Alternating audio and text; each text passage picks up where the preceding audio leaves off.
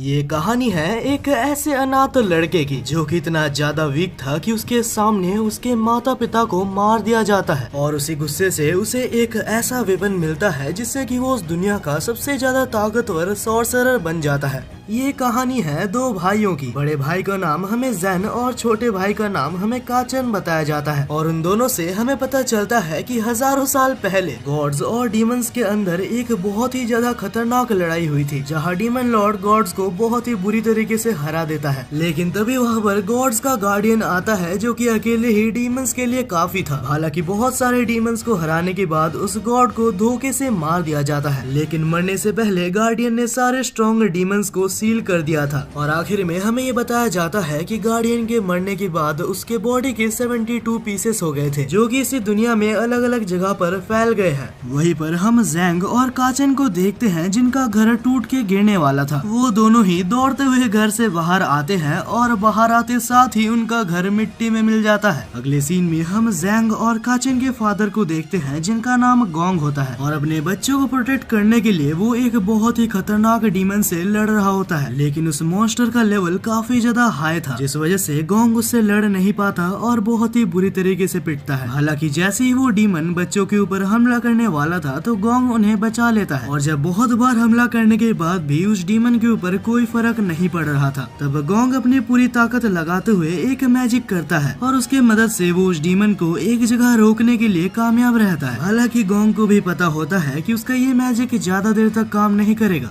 और इसके बाद ही गोंग अपने बच्चों को लेके वहाँ से जितनी जल्दी हो सके उतनी जल्दी भागता है और रास्ते में वो जैंग से कहता है, बेटा मेरी बात ध्यान से सुनो, मैं इस मॉन्स्टर को ज्यादा देर तक नहीं रोक सकता। मेरा सबसे ज्यादा ताकतवर अटैक यानी कि 5 फिंगर प्रिजन भी इसको नहीं रोक पाया। अब इसके अगले सीन में हमें दिखाया जाता है कि गोंग अपने बच्चों को लेकर एक सीक्रेट केव में आया था, जहां गोंग अपने हैंड साइंस के मदद से 2 स्वॉर्ड्स को निकालता है और इसके बाद जैसे ही गोंग और जैंग मिलके 2 स्वॉर्ड्स को निकालते हैं तब उसके अंदर से एक गोल्डन बॉक्स बाहर आता है और तब गोंग उस गोल्डन बॉक्स को जैंग को देते हुए कहता है, बेटा जैंग मैं तुम्हें आज एक रिस्पॉन्सिबिलिटी दे रहा हूँ, जब काचन बड़ा हो जाएगा तो ये गोल्डन बॉक्स उसको दे देना और इस बॉक्स को बहुत ही संभाल के रखना क्योंकि ये हजारों साल पुराना एक ट्रेजर है। लेकिन तभी अचानक से पूरी जमीन हिलने लगती है और इसका मतलब ये है कि डीमन फिर से आजाद हो चुका है। अब इसके बाद ही गोंग और उसके बच्चे भागते हुए एक केव के अंदर आते हैं। हालांकि गोंग ने उस केव के एंट्रेंस पर एक बैरियर को लगाया था। वहीं पर केव के अंदर हम एक पतला सा रास्ता देखते हैं और उस पतले से रास्ते के नीचे बहुत सारा लावा था। उनके आगे जाने का रास्ता पूरी तरीके से बंद हो चुका था और तभी अचानक से वो डीमन बैरियर को तोड़ते हुए गोंग को पकड़ लेता है, लेकिन अपनी आखिरी ताकत यूज करते हुए गोंग उस डीमन को अपने ट्रैप के अंदर फंसा लेता है और अब फाइनली गोंग उस डीमन को लावा के अंदर भेज देता है, जिससे कि भले ही वो डीमन मारा जाता है लेकिन अभी तक उनके ऊपर मुसीबत बंद नहीं हुई थी, क्योंकि इसके बाद ही हम देखते हैं कि एक फीमेल डीमन पीछे से आके गोंग के शरीर के अंदर से अपना हाथ को आर पार कर देती है। ये देखकर जैंग और काचन बहुत ही ज्यादा घबरा जाते हैं। हालांकि गोंग एक आखिरी टाइम के लिए मैजिक का यूज करते हुए उन दोनों को ही प्रोटेक्ट करता है और उन दोनों को ही टेलीपोर्ट करते हुए एक सेफ जगह पर पहुंचा देता है।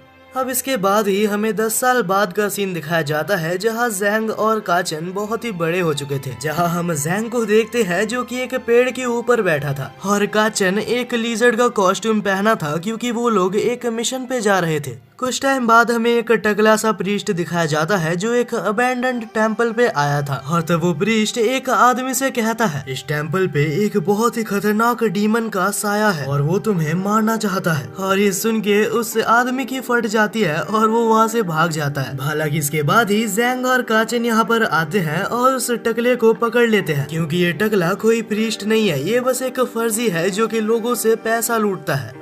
अब इसके बाद ही हम उस प्रीस्ट को देखते हैं जो कि एक जगह पर बंधा हुआ था और जैसे ही उसे होश आता है तो वो अपने सामने काचन और जैंग को देखता है। हालांकि उसे अंदाजा था कि उसका भांडा फूट चुका है, लेकिन फिर भी वो एक्टिंग करते हुए कहता है, आखिर तुम लोग ये क्या कर रहे हो, मुझे जल्दी से खोलो, मुझे उस डीमन को मारना होगा। लेकिन ये सुन के जैंग उसके गर्दन पर तलवार रखते हुए कहता है, अबे टकले अभी मान ले कि तू झूठ बोलता है। और तब डरते हुए वो प्रीस्ट कहता है, मुझे माफ कर दो, मैं आइंदा से ऐसा कभी भी नहीं करूंगा। मैं ये भी वादा करता हूँ कि मैं सभी को पैसा भी लौटा दूंगा। अब इसके बाद ही हमारा सीन चेंज होता है और हम एक घर में देखते हैं जहाँ हमें बताया जाता है कि आज काचन का अडल्ट सेरेमनी है, यानी कि आज के बाद काचन भी एक सॉर्सरर बन जाएगा। और जैसे ही उसकी सेरेमनी चालू होती है तो उसके चारों तरफ एक गोल्डन ऑरा बन जाता है और कुछ ही देर में जैसे ही ये सारी चीज गायब होती है तो जैंग कहता है, छोटे भाई तुम्हें बहुत बहुत बधाई हो क्योंकि तुम फाइनली एक सॉर्सरर बन चुके हो और मुझे विश्वास है कि तुम बड़े होकर एक बहुत ही अच्छे डीमन हंटर बनोगे। हालांकि तब काचन कहता है, बड़े भाई मुझे कुछ अलग फील नहीं हो रहा, क्या सच में मैं कभी एक डीमन हंटर बन भी पाऊंगा?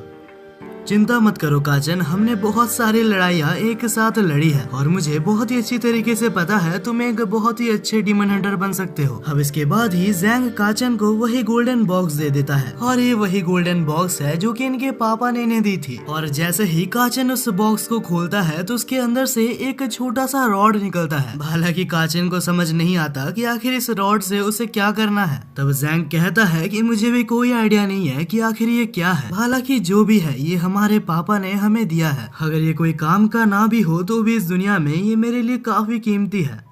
तभी अचानक से हम एक बूढ़े आदमी को देखते हैं जो कि दौड़ते हुए उनके पास आता है और वो जैंग से कहता है कि प्लीज मेरी हेल्प करो, कुछ बहुत ही खतरनाक डीमंस ने हमारे शहर के ऊपर हमला कर दिया है और मेरे घर में काफी सारे लोग लापता है। तुम्हारे अलावा मेरे पास कोई नहीं है जिससे कि मैं मदद मांग सकूं। और तभी जैंग को उस आदमी के थैले के अंदर से एक बेल मिलता है और इस बेल को उन्होंने उस डीमन लेडी के पास भी देखा था जिन्होंने उसके फादर को मारा है। और ये जानने के बाद ही वो दोनों ही निकल जाते हैं इस केस को सॉल्व करने के लिए। अब जैंग और काचन उसी बूढ़े आदमी के गांव में पहुंच चुके थे जहां पर डीमंस मौजूद हैं। हालांकि इस गांव में काफी ज्यादा फॉग था जिस वजह से काचन जैंग से अलग हो जाता है और उसी वक्त जैंग के सामने एक कैट डीमन आ जाती है। हालांकि उस डीमन को जैंग देखते हुए कहता है कि मुझे तुम्हें कोई भी इंटरेस्ट नहीं है, मैं तुम्हें जाने दे सकता हूँ, लेकिन उससे पहले मुझे ये बताओ कि आखिर वो लेडी डीमन कहाँ पर है जिसका ये बेल है। हालांकि कैट डीमन कुछ भी ना सुनते हुए जैंग के ऊपर हमला कर देती है। जैंग कहता है कि अगर तुम्हें लड़ना ही मंजूर है तो यही सही। और इसके बाद ही जैंग अपने स्वॉर्ड की मदद से एक ऐसा हमला करता है जिससे कि कैट डीमन बहुत ही ज्यादा डर जाती है। और तब उस बेल के बारे में जैंग फिर से कैट डीमन से पूछता है, लेकिन वो कहती है कि मुझे बिल्कुल भी नहीं पता कि आखिर ये बेल किसका है। तब जैंग कहता है कि अगर तुम्हें नहीं पता तो आखिर मेरा टाइम वेस्ट क्यों किया तुमने। और ये कहकर वो यहाँ से जाने लगता है। लेकिन एक बार हारने के बाद वो कैट डीमन फिर से जैंग के ऊपर हमला करता है, पर जैंग को इसका एहसास हो जाता है और वो दोनों ही स्वॉर्ड्स की मदद से उसको मार डालता है। लेकिन वो कैट डीमन मरने से पहले कहती है, तुमने भले ही मुझे मार दिया लेकिन मेरा बड़ा भाई तुम्हारे भाई को जरूर से मारेगा। वहीं पर दूसरी तरफ काचन के ऊपर कैट डीमन का भाई हमला कर देता है और उसके एक हमले से ही काचन बहुत ही ज्यादा दूर जाके गिरा था। लेकिन तभी काचन के पास एक लकड़ी थी जिसको कि उठाते हुए वो अपनी स्वॉर्ड बना लेता है। इतने में डीमन कहता है कि तुम्हारे लड़ने का यहाँ पर कोई भी फायदा नहीं, तुम्हारा बड़ा भाई बहुत ही पहले मारा गया होगा। लेकिन तब काचन कहता है कि आखिर तुम्हें मेरे बड़े भाई के बारे में पता ही क्या है। ये सुनकर कैट डीमन बहुत ही ज्यादा गुस्सा होते हुए कहता है, तुम जैसे कमजोर की मेरे सामने खड़े रहने की कोई औकात नहीं। और इतने में ही जैंग भी वहाँ पर आ चुका था जो ऊपर से काचन को देख रहा था। और तभी काचन के ऊपर वो कैट डीमन हमला करता है। लेकिन तभी काचन के गले में मौजूद वो छोटा सा रॉड जो कि उसे मिला था वो अचानक से एक होली विपन में ट्रांसफॉर्म हो जाता है। वो एक बहुत ही बड़ा विपन बन चुका था जिसके अंदर से रोशनी आ रही थी। और उसी वक्त हम एक डीमन को देखते हैं जो कि कहता है, तो इतने सालों बाद फाइनली अवेकन हो चुका है। वहीं पर हम जैंग को देखते हैं जो कि अपने छोटे भाई के इन पावर्स को देखकर काफी हैरान था। वहीं पर काचन के इतने खतरनाक हमले के बावजूद भी वो कैट डीमन अभी तक जिंदा होता है। और इतने में काचन भी वहीं पर बेहोश हो जाता है। अब इसके बाद ही जैंग नीचे आता है और उस बेल के बारे में डीमन से पूछता है। पहले तो वो डीमन कुछ भी नहीं बताता, लेकिन जैसे ही जैंग उस बेल को रिंग करता है तब वो कैट हिप्नोटाइज होते हुए कहता है, मुझे ये रिंग सुमीरे नाम के एक डीमन ने दिया था। तब जैंग पूछता है कि आखिर ये सुमीरे कौन है। तब कैट डीमन कहता है कि इस बारे में हमें कुछ भी नहीं पता। और आखिर में हमें ये पता चलता है कि सुमीरे सोल फ्रैगमेंट नाम के एक चीज को हासिल करना चाहती है। और क्योंकि कैट डीमन ने बहुत सारी इंफॉर्मेशन लीक कर दी थी, जिस वजह से वो बेल अचानक से कैट डीमन के मुंह के अंदर चला जाता है और देखते ही देखते वो कैट डीमन एक टाइम बॉम्ब की तरह ब्लास्ट होता है। अब इसके कुछ टाइम बाद ही हमें दिखाया जाता है कि काचन को होश आता है और वहीं पर जैंग भी था। काचन के होश में आने के बाद जैंग कहता है कि तुम्हारी पहली लड़ाई काफी ज्यादा अच्छी थी। तभी अचानक से हम देखते हैं कि काचन के पास मौजूद होले वेपन फिर से छोटा हो जाता है। तब काचन जैंग के पास जाता है और कहता है, भैया सच कहूँ तो मुझे नहीं पता कि आखिर इस वेपन को मैं बड़ा कैसे करूँ। लेकिन दूसरी तरफ जैंग कैट डीमन के बारे में सोचना बंद नहीं कर पा रहा था। उसे समझ नहीं आता कि आखिर ये सोल फ्रेगमेंट क्या है।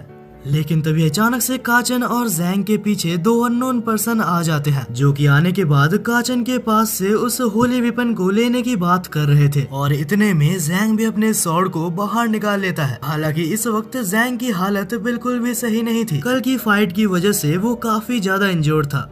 और तभी सामने खड़ी हुई लड़की कहती है, हम तुम्हें बिल्कुल भी हार्म नहीं करेंगे, लेकिन हमें वो शंजन आयन दे दो। उस लड़की का मतलब यहाँ मौजूद काचन के पास होली वेपन से था। लेकिन तब जैंग कहता है कि जब तक मैं जिंदा हूँ तब तक ये होली वेपन यानी कि यही शंजन आयन मेरे पास से नहीं जाने वाली। हालांकि इसके बाद जैंग हमला करता है, लेकिन उसके हमले को वो लड़की काफी आसानी से डॉज कर लेती है। और शायद से वो जैंग का अटैक इसीलिए डॉज कर पाए क्योंकि जैंग अभी बहुत ही ज्यादा इंजर्ड है। और तभी वो दोनों एक दूसरे के ऊपर फिर से अटैक करने वाले थे। लेकिन इतने में उसका दूसरा साथी बीच में आकर कहता है, रुक जाओ, हम दोनों यहाँ पर तुमसे लड़ने नहीं आए हैं। और ये कहते हुए वो एक मैजिक के मदद से जैंग को पूरी तरीके से हील कर देता है। अब ये देखने के बाद जैंग शांत होता है और इसके बाद पूछता है, तो अगर तुम लोग हमसे लड़ने नहीं आए तो मुझे ये बताओ कि आखिर ये होली वेपन तुम्हें क्यों चाहिए। इतने में वो लड़की कहती है कि इस होली वेपन का नाम शंजन आयन है और जब से शंजन आयन का जन्म हुआ है तब से वो हमें बिलोंग करता है। और इसके बाद ही दूसरा टीममेट कहता है कि ये वेपन एक बहुत ही स्ट्रॉन्ग वेपन है जो कि ऑफिशियली गॉड ऑफ वॉर को बिलोंग करता है। तब जैंग पूछता है कि आखिर तुम दोनों कौन हो। तब वो लड़का कहता है कि मुझे माफ करना, हमने तुम्हें पहले इंट्रोडक्शन नहीं दिया। देखो, जहाँ तक मेरी बात है तो मेरा नाम सारो है और इस लड़की का नाम जू है और हम दोनों फेरी क्लैन से बिलोंग करते हैं। और ये सब कहते हुए वो लड़की अपना मास्क उतार देती है। अब उसका शक्ल देखते हुए नहीं पता क्यों, लेकिन ये दोनों ही भाई काफी खुश हो रहे थे। वह तब सारो इस स्टोरी को आगे एक्सप्लेन करते हुए कहता है, बहुत सालों पहले जब डीमंस और गॉड्स की लड़ाई हुई थी तब गॉड्स के गार्डियन को धोखे से मार दिया गया था और उस गार्डियन के मरने के बाद उसके 72 पीसेस हो गए थे जो कि इस दुनिया में अलग अलग जगह पर फैल गए हैं। और अगर गॉड्स को हमें वापस से जिंदा करना है तो हमें उन 72 पीसेस को फिर से एक जगह लाना होगा और उस 72 पीसेस को एक जगह लाने के लिए इस शंजन आयन की जरूरत है, क्योंकि ये शंजन आयन उस गॉड गार्डियन का ही खुद का वेपन था।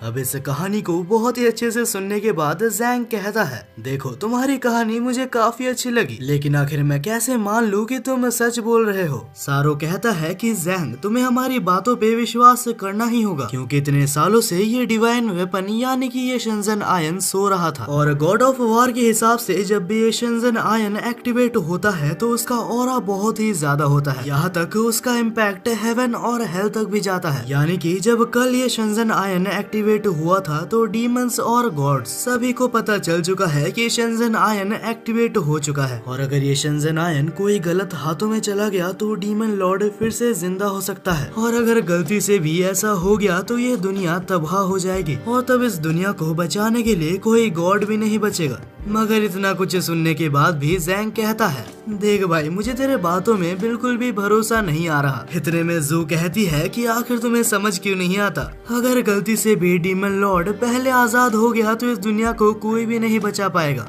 अब इतने में काचन सामने आता है और कहता है कि अगर सच में ये दुनिया को बचा सकता है तो मैं भरोसा करके ये तुम्हें देने के लिए तैयार हूँ। और तब काचन जैंग से कहता है कि मुझे माफ करना, ये हमारे फादर की आखिरी निशानी थी। हालांकि जैंग कहता है कि कोई बात नहीं, अगर ये तुम्हारा खुद का डिसीजन है तो मैं इसको रेस्पेक्ट करता हूँ। हालांकि अभी जैंग को उस लेडी डीमन को भी खोजना है जिसने उसके फादर को मारा था और अब ये सोचते हुए वो काचन को लेके वहाँ से निकलने वाला होता है। लेकिन इतने में जू पीछे से चिल्लाती है और कहती है कि आखिर मुझे बेवकूफ कैसे बनाया तुमने, ये होली वेपन यानी कि शेंजन आयन नकली है। हालांकि जब काचन वहाँ पर फिर से जाता है और उसको अपने हाथ में लेता है तो वो फिर से गोल्डन ग्लो करने लगता है, और जैसे ही जू उसको फिर से लेती है तो उसका चमक फिर से चला जाता है। अब ऐसा होने पे किसी को समझ नहीं आता कि आखिर क्या हो रहा है। वहीं पर बीच में सारो कहता है, मैं जो सोच रहा हूँ वो गलत हो सकता है, लेकिन मैंने एक जगह पर देखा था कि शेंजन आयन को जगाने के लिए एक प्योर हार्ट की जरूरत है, और जहाँ तक मुझे लगता है काचन का हार्ट पूरी तरीके से प्योर है, और इस वक्त काचन इस शेंजन आयन यानी कि होली वेपन का मास्टर बन चुका है। और क्योंकि बस काचन ही शेंजन आयन को एक्टिवेट कर सकता है तो उसे भी उनके साथ जाना होगा, यानी कि इसी वक्त से जैंग और काचन का एक और नया सफर चालू होता है। और इसके बाद ही सारो अपने मैजिक सर्कल को समन करते हुए एक शिप को समन करता है, जिसमें बैठकर वो लोग यहाँ से आराम से निकल जाते हैं। अब इसके कुछ देर बाद हमें शिप के अंदर का सीन दिखाया जाता है, जहाँ जैंग और काचन खाने बैठे थे, और इतना अच्छा खाना देखकर उनको अपने ऊपर कंट्रोल नहीं होता। तब जू चिल्लाते हुए कहती है कि क्या तुमने पहले कभी खाना नहीं खाया? तब जैंग कहता है कि अगर मैं अच्छे से खाना नहीं खाऊंगा तो मुझे भी तुम्हारी जैसे पिग का मास्क लगाना होगा। अब ये सुनने के बाद जू जैंग को हवा में उड़ा देती है। हालांकि अचानक से हमें बाहर एक लड़की को दिखाया जाता है जो कि अचानक से बेहोश हो जाती है, और जब शिप अपने सामने एक लड़की को देखता है तो वो रुक जाता है, और जैसे ही जैंग शिप से बाहर आता है तो वो उस लड़की को देखता है और उसके दौड़ते हुए जाता है। तुम्हें तो बहुत ही ज्यादा चोट लगी है, मुझे तुम्हारे लिए कुछ करना होगा। अब इसके बाद ही जैंग उसको उठाकर शिप के अंदर ले जाता है। फिर जैंग उसको ठीक करता है और उसे कुछ खाने पीने को देता है। तो मैडम कोल्ड ड्रिंक वगैरह चाहिए आपको? कहो तो बाहर चाय पे चल लेते हैं। तब जू चिल्लाते हुए कहती है कि उस लड़की के साथ फ्लर्ट करना बंद करो, और इसके बाद ही फिर से ये दोनों ही लड़ने लगते हैं। हालांकि ये दोनों लड़ रहे थे तब काचन उसके लिए पानी लेकर जाता है, और तो वो लड़की सारी चीजों को अच्छे से एक्सप्लेन करती है। मेरे पीछे बहुत ही ज्यादा खतरनाक गुंडे पड़ गए थे, नहीं पता क्यों, लेकिन वो मुझे मारना चाहते थे, और सच कहूँ तो मुझे नहीं लगा था कि आज मैं बच पाऊंगी, और अभी मुझे जल्द से जल्द डार्क वैली में पहुँचना होगा।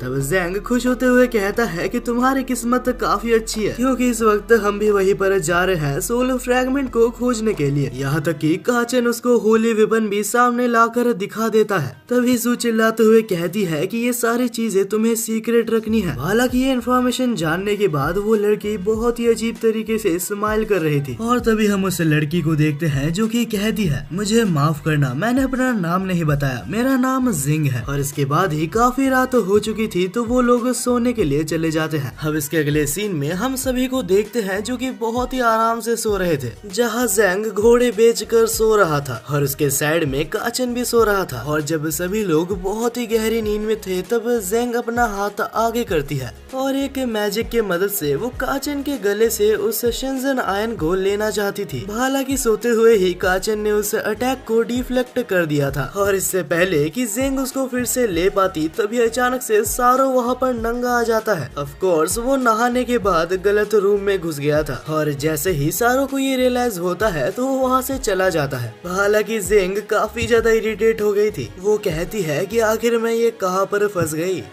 वहीं पर जब अगली सुबह सबकी नींद खुलती है तो वो लोग बाहर आते हैं। जैंग कहता है कि अरे कल रात को तो मुझे काफी अच्छी नींद आई, और उठते साथ ही वो उस नई लड़की जैंग को खोजने लगता है। जैंग तो ये तक कहता है कि उसका प्रोटेक्शन करना मेरी तो जिम्मेदारी है, वरना उसे फिर से गुंडे परेशान कर सकते हैं। क्यों काचन, मैंने सही बोला ना? और तभी हम काचन को देखते हैं जो काफी ज्यादा परेशान लगता है। बड़े भैया, मुझे लगता है कि वो शेंजन आयन मेरे पास नहीं है। वहीं पर हमें कुछ दिनों पहले का सीन दिखाया जाता है जहाँ पर जिंग और उसकी छोटी बहन एक केव में कैद थे। तभी उस केव का बॉस कहता है कि अगर तुम शेंजन आयन मेरे को ला दे सकती हो तो मैं तुम्हारी छोटी बहन को आजाद कर दूंगा। और हमें ये भी बताया जाता है कि जेंग इस दुनिया की सबसे माहिर थेफ्ट है। लेकिन तब जेंग ये कहती है कि शेंजन आयन और कुछ नहीं, बस एक मिथ है, ऐसा कुछ इस दुनिया में एग्जिस्ट नहीं करता। हालांकि वो डीमन कहता है कि बहुत सालों बाद शेंजन आयन फाइनली एक्टिवेट हो चुका है, और अगर तुम्हें अपनी छोटी बहन को जिंदा और सही सलामत चाहिए चाहिए तो तुम्हें वो करना होगा जो मैं तुम्हें कहता हूँ, वरना तुम तो जानती ही हो कि हम उसके साथ क्या क्या कर सकते हैं। तब जेंग कहती है कि उसे हाथ लगाने की हिम्मत भी मत करना, तुम जो कहोगे मैं वो करने के लिए तैयार हूँ। वहीं पर प्रेजेंट में हम देखते हैं कि सभी लोग शेंजन आयन को खोजने के लिए निकल चुके थे। हालांकि सारो अपने डिवाइस में शेंजन आयन की लोकेशन को ट्रेस कर सकता था और उसको देखते हुए वो लोग एक गुफा के सामने आ जाते हैं जहां शेंजन आयन मौजूद है। हमें ये भी पता चलता है कि इस केव का नाम स्पाइडर वेब केव है, जहां एक बार कोई अंदर जाता है तो वो कभी भी बाहर नहीं निकलता। हालांकि होली वेपन को खोजने के लिए उन्हें इस केव के अंदर जाना होगा। अब यहाँ से सीन बदलता है और हम केव के अंदर देखते हैं जहाँ जेंग ने उस होली वेपन को उस डीमन को दे दिया था और वादा के मुताबिक उसकी छोटी बहन भी आजाद हो चुकी थी और वो रोते हुए कहती है कि मुझे माफ करना, ये सारी ही गलती मेरी है। हालांकि जेंग उसको चुप करवाती है और वो दोनों वहाँ से निकलने वाले थे, लेकिन मुझे लगा ही था कि डीमंस कभी ईमानदार नहीं हो सकते, क्योंकि वो डीमन का बॉस उसे रोक लेता है और कहता है मैंने ये वादा किया था कि मैं तुम्हारी छोटी बहन को जाने दूंगा, लेकिन मैंने ये कभी भी नहीं कहा कि मैं तुम्हें जाने दूंगा। अगर तुम भी यहाँ से चली जाओगी तो हमारा मनोरंजन कैसे होगा। लेकिन इससे पहले कि जेंग वहाँ पर पकड़ी जाती, वो अपने वेब स्पाइडर की मदद से उस डीमन के ऊपर अटैक करती है और उस अटैक के मदद से वो डीमन वहीं पर गिर जाता है। और इस मौके का फायदा उठाते हुए जेंग शेंजन आयन को अपने पास ले लेती है और बचे हुए जितने डीमंस थे उसको वो शेंजन आयन की मदद से हराने की कोशिश करती है। लेकिन जेन के हजारों बार कोशिश करने के बाद भी वो एक्टिवेट नहीं होता। लेकिन कुछ डीमंस को मारने के बाद वो जैसे ही वहाँ से भाग रही होती है तभी डीमन जाग जाता है और जेंग का पीछा करने लगता है और इस बार जेंग के वेब अटैक का भी उसके ऊपर कोई असर नहीं होता और तभी डीमन का बॉस उन दोनों के ऊपर अटैक करके उन्हें नीचे गिरा देता है। और इससे पहले कि जेंग वहाँ से हिल पाती वो फिर से एक जानलेवा हमला करता है, लेकिन जेंग ने आखिरी मोमेंट पे उस अटैक को डॉज कर लिया था और इसके बाद जैसे ही वो काउंटर अटैक करती है तो डीमन बॉस अपना फाइनल अटैक करता है और इस खतरनाक हमले की वजह से जेंग काफी ज्यादा इंजर्ड हो जाती है। तब वो अपनी छोटी बहन से कहती है कि जल्दी से जल्दी यहाँ से जितनी दूर हो सके उतनी दूर चली जाओ, मेरी चिंता मत करो, मैं तुम्हारे पीछे ही रहूंगी। हालांकि जेंग को पता था कि वो यहाँ पर आज मारी जाने वाली है।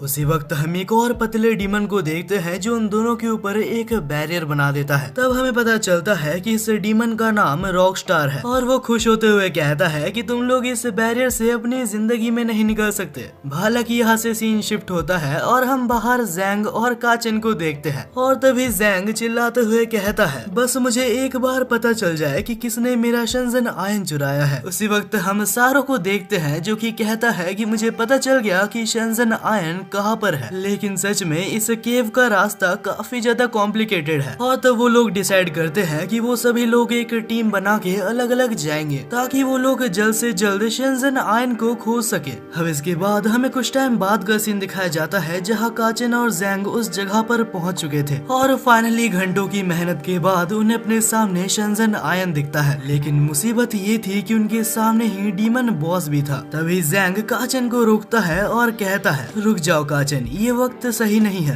क्योंकि उसी वक्त हम जेंग को देखते हैं जो कि फिर से अपने वेब अटैक की मदद से डीमन बॉस के ऊपर हमला करती है। और इस अटैक के बाद डीमन बॉस काफी ज्यादा गुस्सा हो चुका था। आखिर तुम जैसे ह्यूमंस की मेरे ऊपर हमला करने की हिम्मत कैसे हुई। अब ये कहते हुए वो अपने रॉक अटैक की मदद से उन दोनों बहनों के ऊपर हमला करता है। हालांकि इस अटैक को जेंग डॉज कर लेती है, लेकिन उसके छोटी बहन को ये अटैक लग जाता है। और अब ये देखकर जेंग को बहुत ही ज्यादा गुस्सा आता है। वो अपने आप को और होल्ड बैक नहीं कर पाता और उस डीमन बॉस के ऊपर हमला कर देता है। लेकिन जेंग के इस हमले का कोई भी फायदा नहीं होता, क्योंकि आखिर में डीमन ने उस अटैक को ब्लॉक कर दिया था। तब ये आवाज सुनते हुए वहाँ पर सारो और जू आ जाती है। हम सारो को देखते हैं जो कि उस डीमन बॉस को एनालाइज करता है और इसके बाद वो कहता है कि उस डीमन बॉस ने शेंजन आयन को निगल लिया है और हमें जल्दी करनी होगी, वरना यह शेंजन आयन उसके अंदर एब्जॉर्ब हो जाएगा। तब जेंग उन दोनों बहनों के सामने आकर कहता है कि तुम लोग जल्द से जल्द यहाँ से निकल जाओ।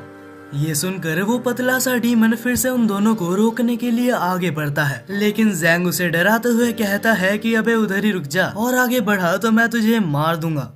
लेकिन वहाँ पर हमला करने के लिए अब पूरी डीमन आर्मी आ चुकी थी। वैसे देखा जाए तो इनकी डीमन आर्मी कोई काम की नहीं है, क्योंकि इन सारे ही डीमंस को हमारा सारो बस एक ही मैजिक की मदद से खत्म कर देता है। अब ये देखकर डीमन बॉस इस बार खुद से हमला करता है, लेकिन फिर सारो भी अपना एक मैजिक करता है जिससे कि वो बाकी सारे लोगों को बचा लेता है। और मौका देखते हुए रॉकस्टार एक चाकू से जैंग के ऊपर हमला करता है, लेकिन सही टाइम पर जू ने उस अटैक को देख लिया था और वो उस अटैक को ब्लॉक कर देती है। उसी वक्त सारो इन सभी चीजों को खत्म करने के लिए एक फाइनल अटैक की तैयारी कर रहा था। वो एक अटैक करता है जिसका नाम सेज आर्ट टेक्निक है, और ऐसे खतरनाक अटैक देखकर रॉकस्टार अपने लिए एक बैरियर बना रहा था, लेकिन उसके बैरियर बनाने से पहले ही सारो एक फ्लेम थ्रोअर अटैक करता है। अब ये देखकर बॉस डीमन एक रॉक सीड नाम का खतरनाक हमला करता है, और रॉक सीड अटैक ने फ्लेम थ्रोअर अटैक को पूरी तरीके से गायब कर दिया था। अब ऐसा होने के बाद जू सारो की मदद करने के लिए उसके ऊपर अटैक करने जाती है, लेकिन डीमन ने उस अटैक को तक ब्लॉक कर दिया था। अब धीरे धीरे डीमन ओवरटेक करते हुए कुछ ऐसे अटैक्स करता है जो कि काफी पावरफुल थे, और एक टाइम के लिए ऐसे लगने लगता है कि वो लोग हार जाएंगे, लेकिन उस वक्त जू और सारो हार मानने से मना कर देते हैं। फिर कमबैक करते हुए जू एक ऐसा हमला करती है जिससे बहुत ही ज्यादा डिस्ट्रक्शन होता है, और उसी टाइम सारो एक स्पेल पढ़ते हुए थंडरबोल्ट अटैक को करता है। यहाँ तक उस बैटलफील्ड में हर जगह पानी भर चुका था, और यही वजह है कि सारो का थंडरबोल्ट अटैक बहुत ही ज्यादा असरदार हो गया था। और फाइनली एक आखिरी अटैक करने के बाद वो लोग इस मैच को जीत जाते हैं। अब होली वेपन यानी कि शंजन आयन लेने के बाद वो लोग वहाँ से निकलते हैं, लेकिन जैसे ही ये लोग बाहर निकलते हैं तो इनके सामने फिर से रॉकस्टार आ जाता है। वो तो सही टाइम पे जैंग ने उसके अटैक को रोक दिया था। तब जैंग कहता है कि अरे तुम यहाँ पर हो, मैं तो तुम्हें ही खोज रहा था, तुम एक कायर की तरह बीच फाइट से भाग गए थे। अब ये सुनकर वो काफी ज्यादा गुस्सा हो जाता है, और तभी रॉकस्टार के पीछे से कुछ अजीब सा हाथ निकलता है, और उसी वक्त वो बिना सोचे समझे जैंग के ऊपर हमला करना शुरू कर देता है। इस अचानक से होने वाले हमले की वजह से जैंग बहुत ही ज्यादा इंजर्ड हो जाता है। अब काचन उसकी हेल्प करने के लिए आगे बढ़ के रॉकस्टार को पकड़ने की कोशिश करता है, लेकिन उस वक्त रॉकस्टार काचन के ऊपर हमला करके उसे बहुत ही ज्यादा इंजर्ड कर देता है। और उस रॉकस्टार ने जैंग को भी अपने बैरियर के अंदर बंद कर दिया था ताकि वो भी लड़ ना सके। तब जैंग उस बैरियर को तोड़ने की काफी ज्यादा कोशिश करता है, लेकिन उसका एक भी फायदा नहीं होता। इतने में पतला सुकड़ा डीमन कहता है कि तुम्हें जितनी मेहनत करना है तुम कर सकते हो, मेरे बैरियर को आज तक कोई भी नहीं तोड़ पाया। और उसी वक्त रॉकस्टार एक ऐसा हमला करता है जिससे कि जैंग धीरे धीरे पत्थर बनने लगता है। उस वक्त काचन बहुत ही ज्यादा टेंशन में आ जाता है और कहता है, बड़े भाई तुम्हें कुछ भी करके निकलना होगा। तब जैंग कहता है कि चिंता मत करो काचन, फिलहाल तुम बाकी सभी को लेके यहाँ से निकल जाओ, ये कमजोर बैरियर मेरे को ज्यादा देर तक नहीं रोक पाएगा। इतने में रॉकस्टार एक और हमला करता है और काचन को जैंग से बहुत ही दूर हटा देता है। अब ये सब करके रॉकस्टार काफी ज्यादा खुश हो रहा था। अब उसे ऐसा लगने लगा है कि वो काफी ज्यादा पावरफुल बन चुका है। वहीं पर काचन रिग्रेट करते हुए कहता है कि मैं बहुत ही ज्यादा वीक हूँ, मैं इतना ज्यादा वीक हूँ कि मैं अपने बड़े भाई को भी नहीं बचा पाया। मैं अपने जिंदगी में मेरे फादर को खो चुका हूँ और मैं अपने बड़े भाई को नहीं खोना चाहता। लेकिन इतने में काचन का शंजन आयन खुद ब खुद एक्टिवेट हो जाता है,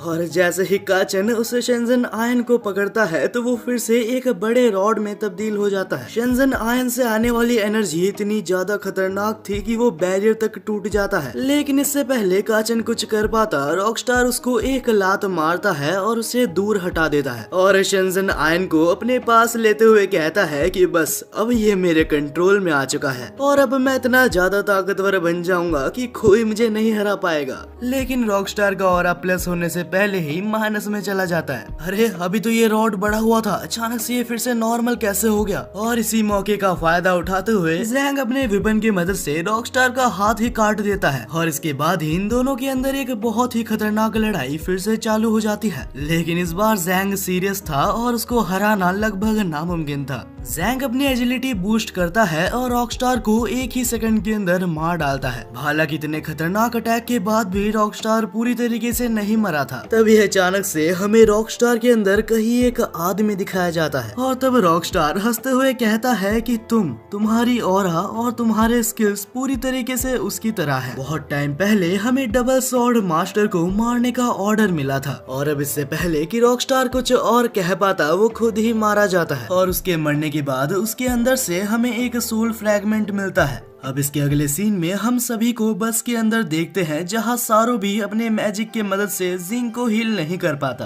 तब सारो कहता है कि जिंग, तुम्हारी बहन को बचाने के लिए हमारे पास बस एक ही तरीका है। और तब सारो अपने मैजिक के मदद से उसकी बहन के स्पिरिट को एक अंगूठी के अंदर बंद कर देता है ताकि वो बाद में थोड़ा टाइम लेके आराम से उसे हील कर सके। वहीं पे कहीं बाहर हमें काचिन को दिखाया जाता है जो कि बहुत ही ज्यादा उदास था। वो कहता है कि मैं बहुत ही ज्यादा कमजोर हूँ, वक्त आने पे मैं किसी को भी नहीं बचा पाता। लेकिन तब जैंग कहता है कि छोटे भाई, उदास होने की कोई भी जरूरत नहीं है, भूलो मत तुम्हारे वजह से ही मैं उस प्रिजन से निकल पाया था। मुझे और बाकी सभी को और स्पेशली हमारे फादर को तुम्हारे ऊपर विश्वास है। और अब जैंग से इतना कुछ सुनने के बाद फाइनली काचिन थोड़ा सा अच्छा महसूस करने लगता है। बाद में जब जैंग और काचिन शिप के अंदर जाते हैं तब अचानक से काचिन के पास मौजूद शिनजन आयन ग्लो करने लगता है और कुछ ही देर में दोनों ही सोल फ्रैगमेंट्स को अपने अंदर एब्जॉर्ब कर लेता है।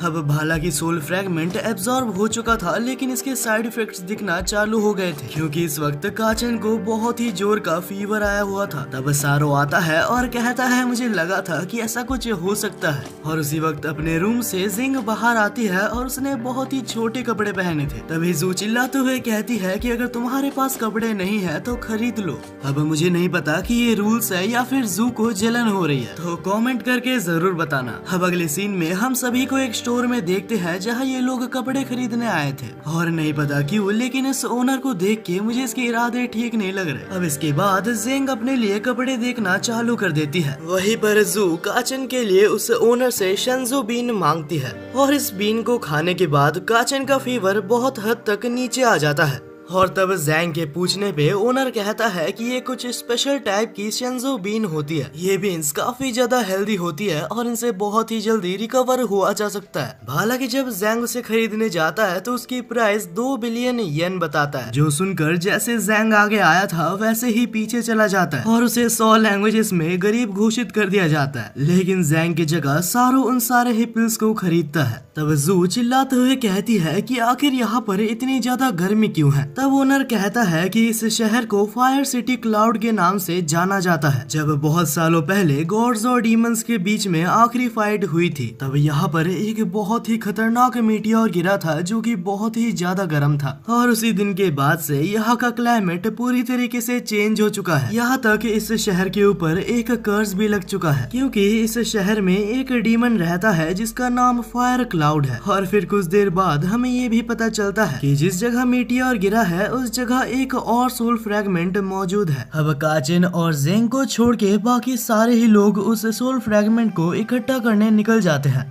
अब इसके कुछ टाइम बाद हमें सभी को एक बिल्डिंग के पास दिखाया जाता है जहां सारो अपने टैब में देखता है कि आखिर वो लोग ऊपर कैसे जा सकते हैं। तब वो कहता है कि ये उस डेविल का हेड ऑफिस है, उस हिसाब से यहाँ पर काफी सारे लोग उसके प्रोटेक्शन में हो सकते हैं। अगर हम डायरेक्ट अटैक करें तो हम मारे जाएंगे। यहाँ पे सारो अपनी बात पूरी कर ही रहा था कि जैंग वहाँ पर अपने दोनों स्वॉर्ड की मदद से उस दीवार को काट देता है और अंदर हम बहुत सारे लोगों को देखते हैं जो कि डायरेक्टली जैंग की तरफ देख रहे थे।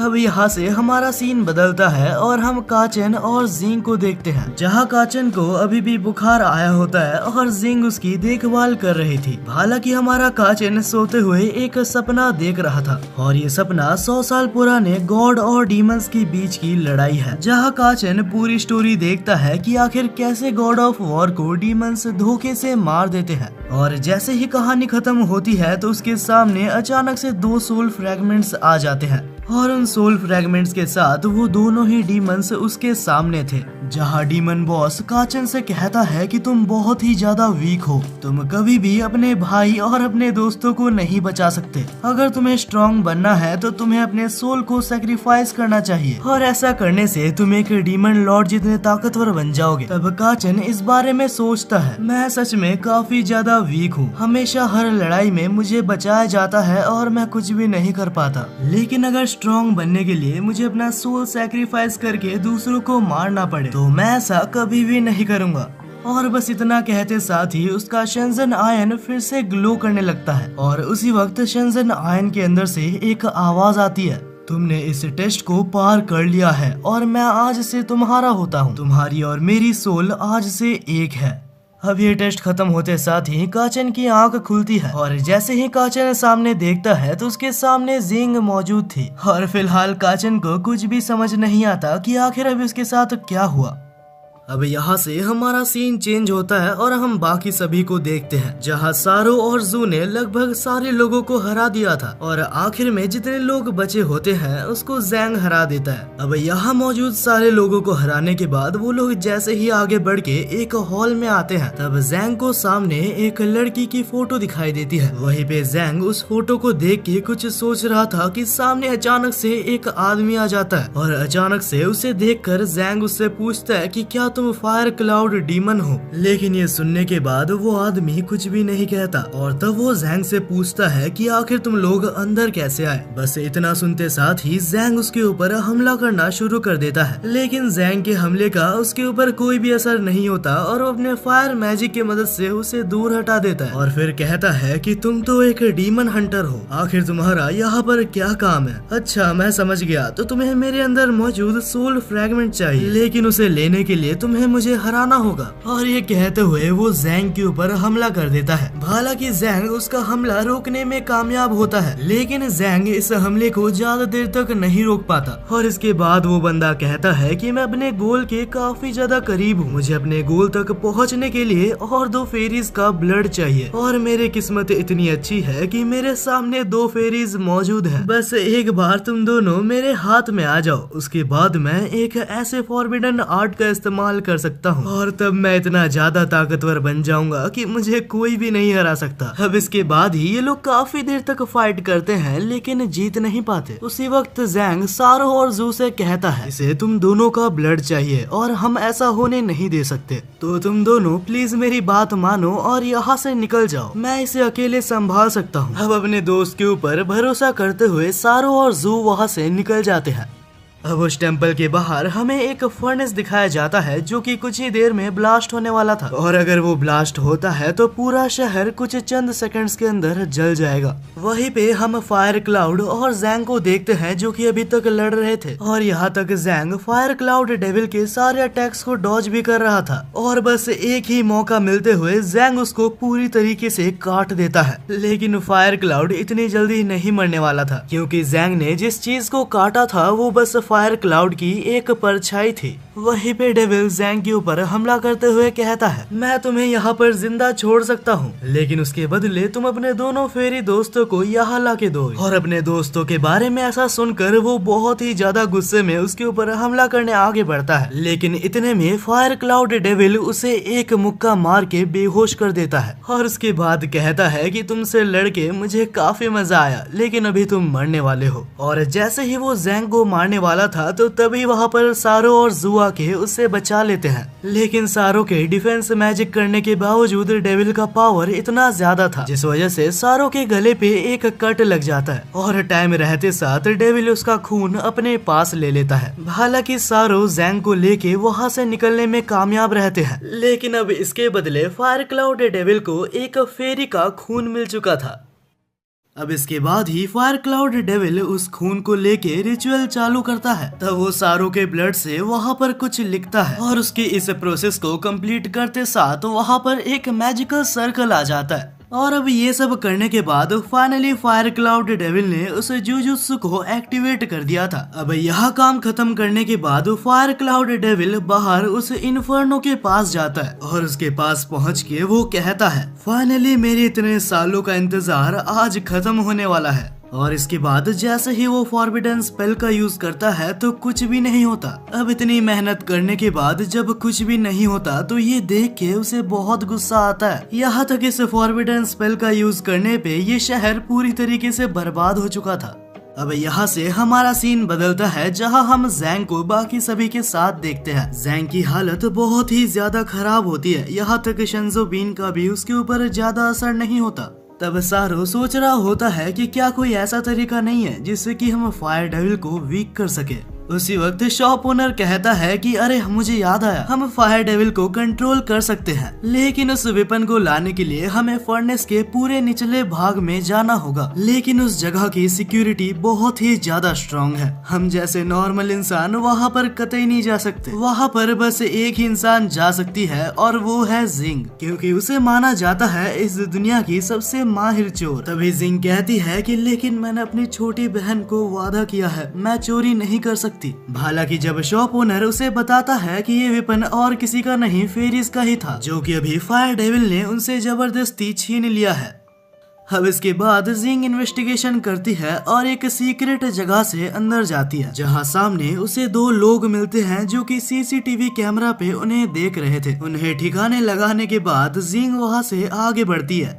अब जैसे ही जिंग थोड़ा सा आगे बढ़ती है तो सामने उसे फायर क्लाउड की सेक्रेटरी दिखती है, यानी कि फायर क्लाउड के बारे में सारी इन्फॉर्मेशन इसके पास ही होगी। तभी अचानक से जिंग उसके गले पे हाथ रख के कहती है, अगर तुम्हें जिंदा रहना है तो मुझे बता दो कि आखिर वो सीक्रेट वेपन कहाँ पे है। तभी सेक्रेटरी कहती है, अरे एक सेकंड रुक जाओ यार, मेरे पास है वो चाबी, अगर तुम मुझे जाने दोगी तो मैं तुम्हें वो लाके दे सकती हूँ। उसी वक्त जिंग की नजर कोने में रखे एक पर्स की तरफ जाती है और उसका फायदा उठाकर सेक्रेटरी उसके ऊपर हमला करना चालू कर देती है। लेकिन जिंग भी सबसे माहिर चोर एक रीजन के वजह से है, कुछ ही चंद सेकंड्स के अंदर वो उसे फिर से फंसा देती है और इस बार जिंग अपने टैलेंट्स को दिखाते हुए कुछ ऐसा ब्लैकमेल करती है जिससे कि उसे पासवर्ड बताना पड़ता है। अब यहाँ से सीन चेंज होता है, जहाँ हमें फायर क्लाउड को दिखाया जाता है जो बहुत ही ज्यादा गुस्से में था। वो अपने एनर्जी की मदद से पूरे शहर को तबाह कर रहा होता है और इस तबाही में बहुत से लोग मारे जाते हैं। जहाँ सारो और जू उसे रोकने के लिए शेल्टर से बाहर जाते हैं और काचन अपने शंजन आयन की तरफ देखते हुए सोचता है कि क्या अभी भी मैं कुछ नहीं कर पाऊंगा। तभी हम सेक्रेटरी को देखते हैं जो कहती है, हालांकि तुमने मेरे से चाबी ले ली, लेकिन वहाँ हर कदम पे मौत तुम्हारा इंतजार कर रही है। इसके बाद ही जिंग वहाँ पहुँच चुकी थी जहाँ वेपन मौजूद है, लेकिन वहाँ पहुँचने के बाद उसकी एक गलती की वजह से एक रोबोट वहाँ पर समन हो जाता है। वहीं पे हम डेविल को देखते हैं जो बहुत ही ज्यादा गुस्से में होता है। उसने आधे से ज्यादा सिटी को पूरी तरीके से तबाह कर दिया था। तभी हमें 10 साल पहले का एक पास्ट दिखाया जाता है, जहां हमें एक लाल बालों वाली लड़की दिखाई जाती है। और अगर आपको याद हो तो ये वही लड़की है जो कि महल पे हमें फोटो में दिखाई गई थी, जहां ये लड़की एक ट्रेन में होती है और उसके सामने एक चोर किसी का पर्स लेके भाग रहा था और सही टाइम पे एक लड़का उसे रोकता है, जो कि और कोई नहीं हमारा फायर क्लाउड था। अब इसके कुछ टाइम बाद से ही ये दोनों एक दूसरे को जानने लगते हैं और इन दोनों की रिलेशनशिप चालू होती है, यहाँ तक ये दोनों एक दूसरे के साथ शादी भी करते हैं। हालांकि इनकी ये खुशी ज्यादा देर तक नहीं टिकती, क्योंकि कुछ टाइम बाद एक ऐसी लड़ाई होती है जो कि फेरिस के वजह से हुई थी और उस लड़ाई के दौरान एक बहुत ही बड़ा मीटियोर उनके शहर के ऊपर आके गिरा था और उस दर्दनाक हादसे में फायर क्लाउड की वाइफ मारी जाती है। अब यहाँ से सीन बदलता है और हम सारो और जू को देखते हैं, जिसके सामने फायर क्लाउड डेविल था जो कि बहुत ही ज्यादा गुस्से में था। तुम्हारी वजह से, बस तुम्हारी वजह से आज मेरी फैमिली मेरे पास नहीं है और इसका बदला मैं तुमसे जरूर लेके रहूंगा। अब ये कहकर वो एक ऐसा फायर अटैक करता है जो कि सारो तक नहीं रोक पाता, लेकिन सारो और जू को डिफेंड करते हुए वहाँ पर अचानक से शंजन आयन आ जाता है, यानी कि हमारा काचन बैटल फील्ड में आ चुका था। और तब काचन कहता है कि प्लीज इस लड़ाई को बंद कर दो, वरना ये सिटी फिर से बर्बाद हो जाएगा जैसे 100 साल पहले हुआ था। अब ये सुन के फायर क्लाउड डेविल रोने लगता है। उसे वो सारे पल याद आने लगते हैं जब उसकी वाइफ उसके सामने मारी गई थी।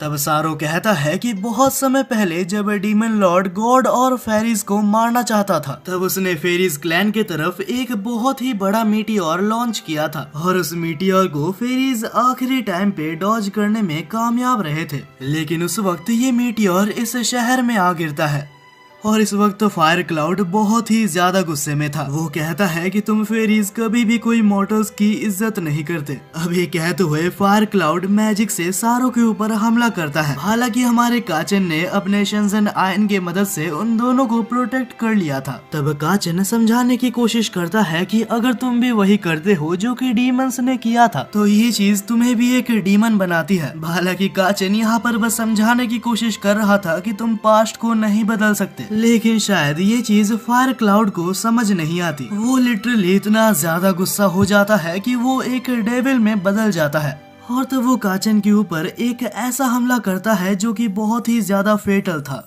अब यहाँ से सीन बदलता है और हम जिंग को देखते हैं जिसने रोबोट को हरा दिया था और इसके बाद ही वो कोर के तरफ जाती है जहाँ वो उस वेपन को लेने की कोशिश करती है। हालांकि बहुत कोशिश करने के बाद भी वो उसे ले नहीं पाती। वहीं पे हम फायर क्लाउड को देखते हैं जिसे कुछ स्ट्रेंज महसूस होता है। फायर क्लाउड को ये पता चल जाता है कि जिंग उसके कोर को लेने वाली है, जिस वजह से वो यहाँ पर फाइट करना बंद करके सीधा जिंग की तरफ जाता है। वहीं पे सारो को ये एहसास हो जाता है कि वो जिंग के पीछे जा रहा है, जिस वजह से सारो काचन को एक मैजिक की मदद से वहाँ टेलीपोर्ट कर देता है। वहीं पे हमारा सीन जिंग की तरफ जाता है जो एक जगह पर छुपी हुई थी, क्योंकि उसके सामने एक अननोन पर्सन आता है जो आकर उस कोर को लेने की कोशिश करता है और बहुत ही इजीली उस कोर को वो ले भी लेता है। लेकिन उसी टाइम पे जब उसने कोर को लिया था तो उसके पीछे फायर क्लाउड आ जाता है जो आकर उस अननोन पर्सन से कहता है कि अगर तुम्हें जिंदा रहना है तो यहाँ से चले जाओ। लेकिन वो अननोन पर्सन भी इस चीज को नहीं मानता और वो दोनों ही लड़ने लगते हैं। वो अननोन पर्सन कहता है कि मैं इसे ले जाना चाहता हूँ क्योंकि ये मेरी सिस्टर के लिए एक बर्थडे गिफ्ट है। और ये कहते हुए वो अननोन पर्सन एक बहुत ही मैसिव बुल में ट्रांसफॉर्म हो जाता है। उसने अपने क्लॉ को फाइजन के चेस्ट के आर पार कर दिया था और अब इसके बाद फाइजन मरने के कगार पे था। फाइजन के अंदर से सोल फ्रैगमेंट बाहर आता है जिसे वो अननोन पर्सन अपने पास रख लेता है। अब जैसे ही वो अननोन पर्सन उस कोर को और सोल फ्रैगमेंट को लेके वहाँ से फरार होने वाला था, लेकिन वो देखता है कि उसके ऊपर एक और मीटियोर इस शहर के ऊपर गिरने वाला है। अब वो यहाँ से निकलने वाला ही था कि तभी अचानक से यहाँ पर काचन आ जाता है जो अपने शिनज़ेन आयन की मदद से उस बॉक्स को उसके पास से ले लेता है। हालांकि जैसे ही काचन के साथ वो लड़ने के लिए उसे शिनज़ेन आयन को पकड़ता है तो शिनज़ेन आयन उस अननोन पर्सन के अंदर से उसकी लाइफ एनर्जी ड्रेन करने लगता है और क्योंकि लाइफ एनर्जी ड्रेन हो रही थी तो उस अननोन पर्सन को अपना हाथ काटना पड़ता है। अब इसके बाद एक मिस्टीरियस बॉल की मदद से वो अपने आप को वहाँ से टेलीपोर्ट कर लेता है। हालांकि वो बंदा यहाँ से चला गया था लेकिन अभी तक खतरा टला नहीं था क्योंकि वो मीटरॉइड कुछ ही देर में शहर के ऊपर गिरने वाला था। काचन और जिंग को कुछ भी समझ नहीं आता कि आखिर वो इस मीटरॉइड को कैसे रोकेंगे। हालांकि तभी क्लाउड डेविल बहुत ही मुश्किल से कहता है कि तुम्हें उस स्टोन को तोड़ना होगा। फिलहाल बस यही एक रास्ता है जिससे तुम उसे रोक सकते हो। अब ये सुनते साथ ही काचन और टाइम वेस्ट नहीं करता और उस स्टोन को तोड़ देता है और नहीं पता कैसे लेकिन वो मीटेरॉइड अचानक से फ्रीज हो जाता है। फिर कुछ ही सेकंड्स के अंदर उस मीटेरॉइड के हजारों टुकड़े हो जाते हैं और ये शहर को बचा लिया जाता है। अब आखिर में जब डेविल आखिरी सांसें गिन रहा था तब वो कहता है मुझे माफ करना, मैं तुम्हारा बदला नहीं ले पाया। लेकिन तभी डेविल के सामने उसकी वाइफ आती है जो कि कहती है ऐसा बिल्कुल भी नहीं है, तुमने आज बहुत ही अच्छा काम किया है। तुमने इस सिटी को बर्बाद करने की जगह इस सिटी को एक बार बचा लिया। और ये सुनने के बाद हंसते हंसते डेविल अपने सांसें लेना बंद कर देता है। अब फाइनली ये सब यहाँ पर खत्म होता है और ये लोग यहाँ से निकलते हैं, जहाँ हम जैंग को देखते हैं जो अपने छोटे भाई की कहानी को सुन के बहुत ही ज्यादा प्राउड कर रहा था। हालांकि तब जिंग कहती है कि तुम अभी तक पूरी तरीके से रिकवर नहीं हुए हो। अब ये सुन के हमारा ठरकी लौंडा उसी के गोद पे सो जाता है। उसी वक्त हम सारो को देखते हैं जो एक बहुत ही गहरी सोच में डूबा हुआ था। अचानक से उनकी शिप एक जगह पर खराब हो जाती है और उन्हें ना चाहते हुए एक टाउन में उतरना पड़ता है, जहाँ सारो शिप को चेक करने के लिए उसके तरफ जाता है। लेकिन जैंग और काचन को कुछ भी समझ नहीं आता। वो शू से पूछते हैं कि आखिर सारो इतना स्ट्रेंज बिहेव क्यों कर रहा है। तब शो रिवील करती है कि ये जगह सारो के पास्ट से जुड़ा हुआ है, कुछ ऐसे बैड मेमोरीज जो उसके माइनिंग के टाइम पे बनी थी। लेकिन इसके आगे शो कुछ भी नहीं कहती क्योंकि वो सारो को एक्सपोज नहीं करना चाहती। हालांकि जेंग और काचन को लगता है उसे सारो को मोटिवेट करना चाहिए, जिस वजह से वो लोग सारो के पास जाते हैं और उसकी हेल्प करने की कोशिश करते हैं। हालांकि सारो कहता है मुझे तुम्हारी हेल्प की जरूरत नहीं है, और इसके बाद सारो कहता है कि शिप का माना क्रिस्टल पूरी तरीके से डिस्ट्रॉय हो चुका है और शायद इसे रिफिल करने के लिए मुझे माइंस के अंदर जाना होगा। जैंग सोचता है कि वो भी उसकी हेल्प करेगा और उसके साथ जाएगा, लेकिन सारो उसके हाथ को हटाते हुए कहता है कि मेरे रास्ते में मत आओ, मुझे इस जगह तुम्हारी कोई भी हेल्प नहीं चाहिए। तब हमें सारो का पास्ट बताया जाता है जहां पर वो अपने पहली टीम के साथ ऐसे ही एक माइंस में गया था और उसके टीममेट्स में से एक टीममेट के पास एक हेलमेट था जो प्रेजेंट में अभी सारो को मिला था। वहीं पे हम काचन को देखते हैं जो कहता है कि अभी तक सारो वापस नहीं आया। रिप्लाई देते हुए जैंग कहता है कि शायद हमें चिंता करने की कोई जरूरत नहीं है, अगर कुछ बुरा होता है तो सारो वहाँ से भाग सकता है। हालांकि तब जू कहती है कि तुम दोनों का मुंह बंद रखो, तुम दोनों को कोई आइडिया नहीं है कि सारो किस चीज से गुजर रहा है। वहीं पे जैसे सारो माइंस के पास आ रहा था तो उसे अपने पार्टी मेंबर्स की याद आ रही थी। अब एक फ्लैशबैक में हमें पास्ट दिखाया जाता है जहां सारे पार्टी मेंबर्स माइंस के अंदर जाते हैं। हालांकि जैसे जैसे माइंस को इन्वेस्टिगेट करते हुए वो लोग अंदर जाते हैं तो उन्हें एक सीक्रेट रास्ता दिखता है। तब सारो अपने टैब में चेक करता है और उसके बाद कहता है कि उधर बहुत से मॉन्स्टर्स हो सकते हैं। वहीं पे सारो के टीममेट्स को कुछ अजीब लग रहा था। वो लोग सारो से कहते हैं कि माइंस के नीचे और खतरनाक एनिमीज हो सकते हैं, अगर कोई ऐसा मॉन्स्टर मिला जो कि हमारे रेंज के बाहर हो तो हम खतरे में आ सकते हैं। हालांकि हमारा सारो उन्हें मिशन के बारे में याद दिलाता है और सारो के कमांड पे वो पूरी टीम अभी नीचे जाने वाली थी। जैसे ही वो लोग माइंस के नीचे पहुँचते हैं तो उन्हें काफी सारे गॉब्लिन्स मिलते हैं जिन्हें वो काफी इजीली अपने गन्स के मदद से हरा सकते थे, मगर धीरे धीरे इन गॉब्लिन्स की क्वांटिटी बढ़ते जा रही थी, जिस वजह से उन्हें इस माइंस से निकलना पड़ता है। लेकिन उसी वक्त ज़ॉम्बीज ने उनके जाने का रास्ता रोक दिया था। तब उनकी टीम में से एक मेंबर्स एक ग्रेनेड की मदद से सारे गॉब्लिन्स को मार डालती है। हालांकि इस प्रोसेस में उनके टीम में से एक मेंबर इंजर्ड हो जाता है। उनके निकलते टाइम यहाँ पर एक मैजिकल सर्कल समन हुआ था जो शायद उनके टीममेट्स में से किसी ने भी नोटिस नहीं किया।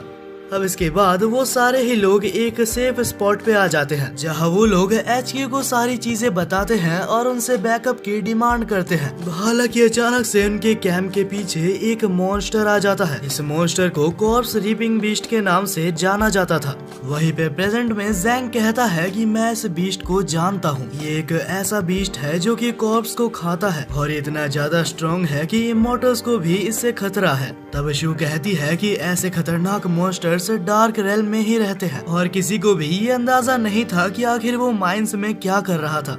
वहीं पे हम प्रेजेंट में सारो को देखते हैं जो अपने शिप के लिए कुछ मैजिकल क्रिस्टल्स इकट्ठा कर रहा था। हालांकि वो नोटिस करता है कि वो एक मैजिकल क्रिस्टल के ऊपर खड़ा है और तब सारो को रियलाइज होता है कि ये मैजिकल सर्कल डार्क रेल्म से जुड़ा हुआ है। बस किसी इमॉर्टल के ब्लड से ही इस चीज को खोला जा सकता है। तब उसे समझ आता है कि आखिर कैसे ये चीज उस दिन उसके कैंप तक आ गई थी। हालांकि इस वक्त सारो के सामने एक बहुत ही बड़ी प्रॉब्लम है। सारो इस बीस्ट से अपने आप को लड़ने के लिए तैयार करता है, ये सोचते हुए कि इससे पहले इस बीस्ट ने उसके सारे पार्टी मेंबर्स को मार दिया था। बावजूद सारो ने सबको हील करने की कोशिश की थी लेकिन इसका कोई भी फायदा नहीं हुआ और आखिर में एक टीममेट ने अपनी लाइफ को सैक्रिफाइस करते हुए सारो की जान बचाई थी। वहीं पे सारो को अपने टीममेट्स की एक विजन आती है जहां सारो अपने टीममेट्स के पास रोते हुए उनसे माफी मांगता है। हालांकि उसके टीममेट्स उससे कहते हैं कि तुम अभी हार नहीं मान सकते, हमारे लिए तुम्हें इन मॉन्स्टर्स को यहाँ आने से रोकना होगा। और इसके बाद जैसे ही सारो की आंखें खुलती है तो अपने सामने काचन को देखता है जहां उसके सारे दोस्त सारो को प्रोटेक्ट करने के लिए उस बीस्ट से लड़ रहे थे।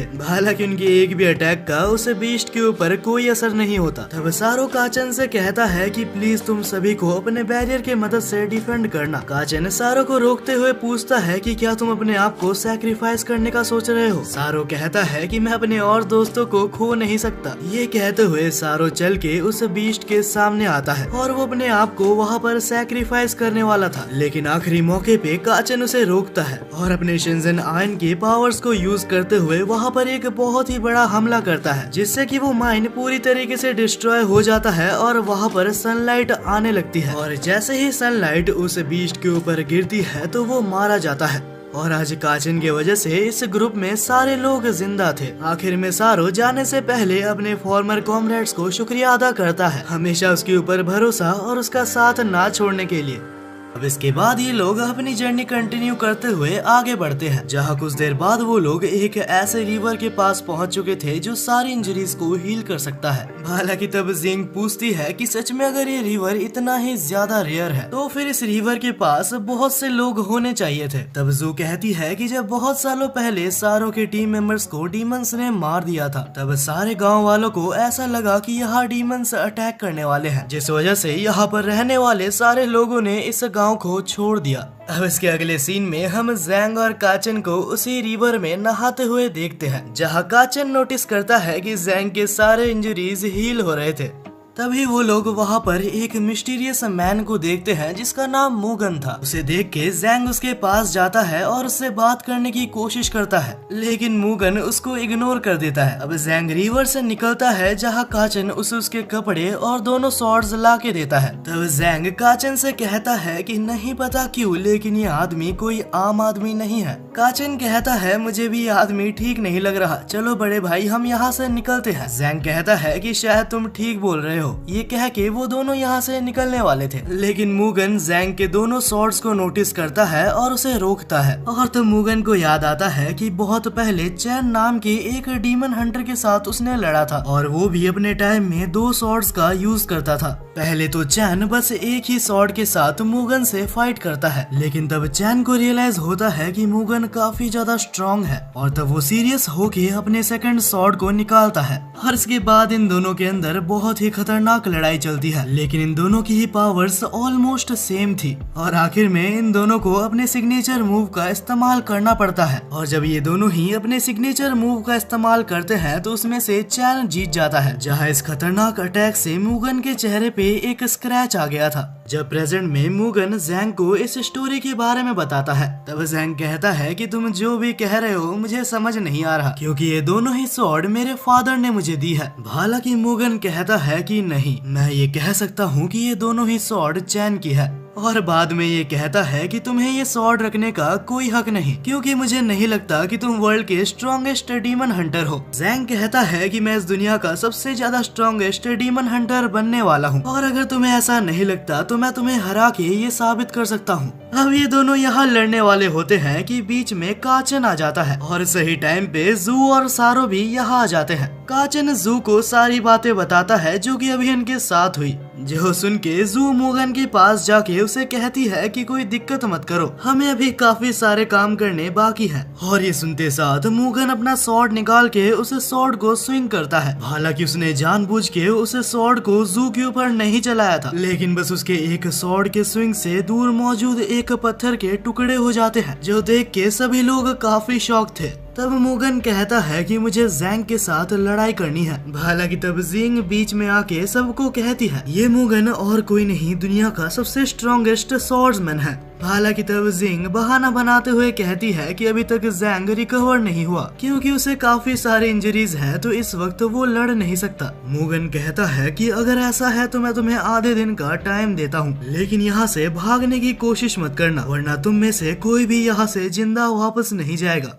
अब अगले सीन में वो सभी लोग शिप में वापस आ चुके थे, जहाँ जिंग कहती है कि मूगन ने इस सेक्रेड स्वॉर्ड को डीमन क्लैन से चुराया था और जब डीमन किंग को इस बारे में पता चला तो वो उसको मारने के पीछे पड़ा रहा। हालांकि स्वॉर्ड के साथ मूगन इतना ज्यादा ताकतवर बन चुका था कि उसने डीमन किंग को मार गिराया। प्रेजेंट में जू कहती है कि ऐसा कोई चांस ही नहीं है कि हम उसके खिलाफ जीत पाए। हालांकि जैंग कहता है कि नहीं, मेरे पास ये दोनों स्वॉर्ड्स हैं और अगर चैन मूगन को इस स्वॉर्ड की मदद से हरा पाया था तो शायद कोशिश करने पे मैं भी उसे हरा सकता हूँ। जैंग कहता है कि ये स्वॉर्ड डीमन हंटर्स अपने जनरेशंस को पास करते हैं। मुझे इतना पता है कि इस स्वॉर्ड के अंदर कोई हिडन एबिलिटी है और अगर ये स्वॉर्ड मुझे दी गई है तो इसका मतलब मेरे अंदर कोई क्वालिटी होनी चाहिए। लेकिन जू कहती है कि हम इतना रिस्क नहीं ले सकते, हमें जल्द से जल्द यहाँ से निकलना चाहिए। सारो कहता है कि शायद ये इतना ज्यादा इजी नहीं होने वाला, क्योंकि जैसे ही हम यहाँ से निकलेंगे तो मुगन को इस बारे में पता चल जाएगा। आखिरी टाइम पे जो उसने मैजिक किया था उसकी वजह से हम यहाँ से नहीं निकल सकते।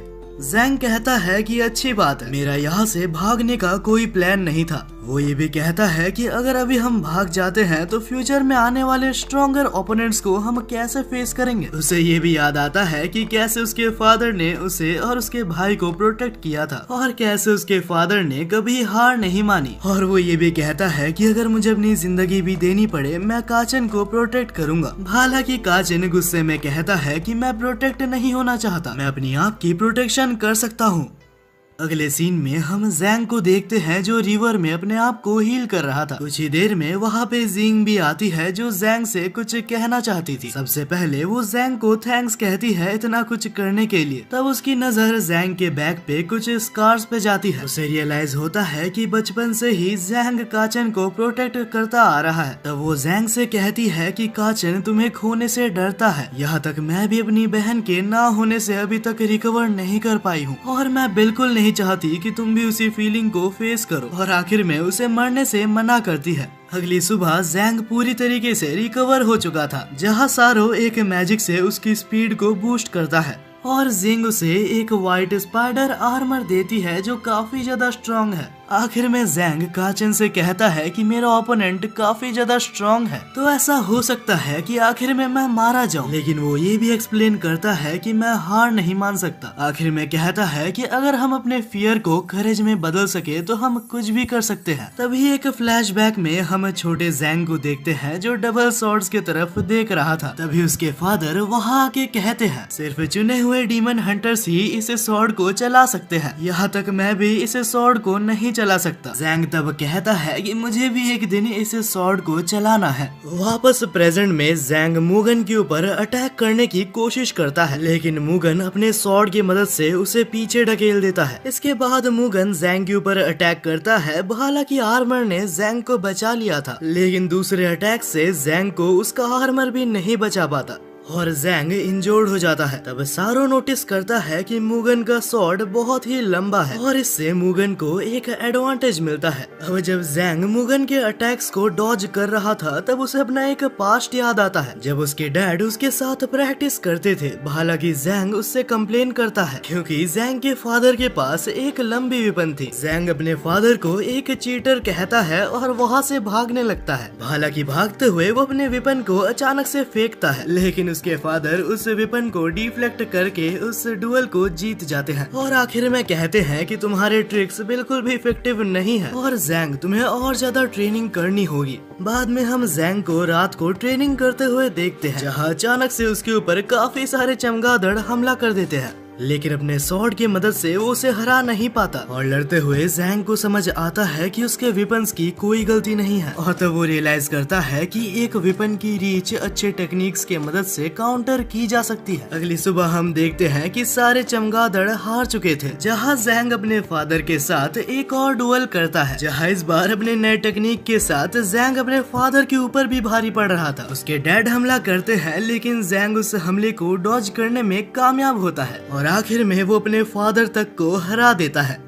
प्रेजेंट में मुगन और जैंग की फाइटिंग कंटिन्यू होती है, जहां जैंग दोनों के डिस्टेंस को क्लोज करते हुए पास जाता है। वो दोनों एक दूसरे के ऊपर कंटिन्यूअसली हमला करते रहते हैं, जहां मुगन के सारे अटैक्स को जैंग डॉज कर रहा था। यहाँ तक एक अटैक की मदद से मुगन बहुत ही दूर जाके गिरता है। एक सेकंड के लिए ऐसा लगता है कि जैंग जीत गया, लेकिन फिर मुगन उठ के कहता है कि शायद मुझे सीरियस होना पड़ेगा। तभी मुगन एक ऐसा हमला करता है जिससे उसके स्वॉर्ड के चारों तरफ एक ब्लैक एनर्जी गैदर होती है। यहाँ तक उसके हमले के वजह से जैंग के आर्मर के ऊपर काफी डैमेज आता है, जो देख के जिंग कहती है कि अगर बार बार वहीं पे हमला हुआ तो शायद आर्मर टूट जाएगा। और ये बात मुगन को भी पता थी, जिस वजह से वो वहीं पे हमला करता है और इवेंचुअली वो आर्मर कमजोर होके टूट जाता है। जैंग कहता है कि तुम काफी ज्यादा स्ट्रॉन्ग हो और शायद ही मैं आज तुम्हें हरा सकता हूँ। हालांकि जैंग और मुगन की फाइट काफी देर तक चलती है। जैंग हार नहीं मानता क्योंकि उसे पता है उसे अपने भाई को बचाना है। हालांकि मुगन उसे बहुत ही खतरनाक तरीके से मारता है और कहता है कि तुम बस फाइट करके अपने आप को मारना चाहते हो और तुम चैन के लेवल तक कभी भी नहीं पहुंच सकते। अगर तुम अपने आप को ही नहीं बचा सकते तो आखिर अपने छोटे भाई को क्या ही बचाओगे। लेकिन ज़ैंग को ऐसा लगता है कि अपनी जान दे के भी अगर मैं किसी और को बचा पाऊँ तो मुझे चलेगा।